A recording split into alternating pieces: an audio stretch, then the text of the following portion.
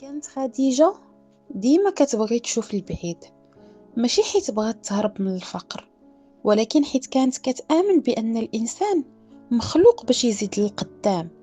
نهار شدات القرار وخرجت من دوارهم، ما كانتش هاربة، كانت ماشية تواجه حياتها.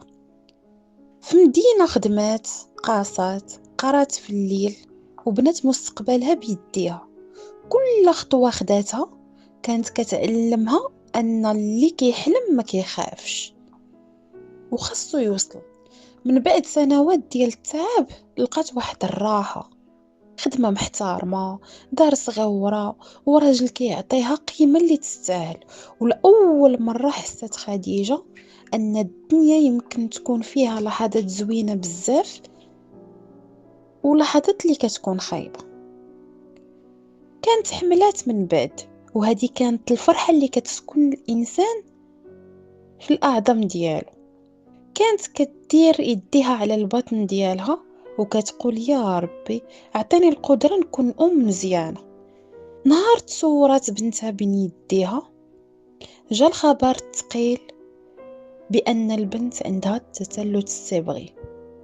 ولكن خلاف ما ظنات، ما كانتش هذه هي نهاية الطريق، كانت بداية واحد الطريق اللي هي جديدة، فيها نور من واحد النوع اللي هو واحد آخر. البنت كانت كبرات شوية بشوية، وكل ما كتبتسم كيتبدل الجو كامل. ضحكتها كانت بحال الشمس، صغيرة كتدخل القلب بلا الإذن ديالو. وخديجة تبدلات، ولات أقوى، أرق وأعمق في الأحاسيس. ولات كتقول ربي ما عطانيش بنت ناقصة، عطاني بنت عامرة بالحب. بدات كتشوف العالم بعينين بنتها، والفرح الصغير اللي كيولي كبير ما شاء الله، الخطوة الصغيرة اللي كتولي إنجاز، والنهار اللي فيه ضحكة وحدة كافية باش ينسى وينسيها الأسبوع اللي داز من حياتها صعيب.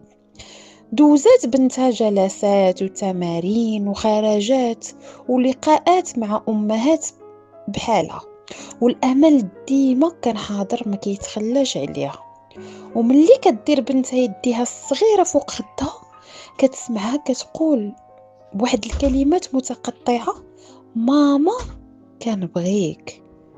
ساعتها خديجة كتفهم علاش الله اختار لها هاد الطريق هادي، هي باش يعرفها بأنه الحب الحقيقي كيجي من اللي ما كتوقعش، وأن بعض الهدايا كتجي ملفوفة في ابتلاء.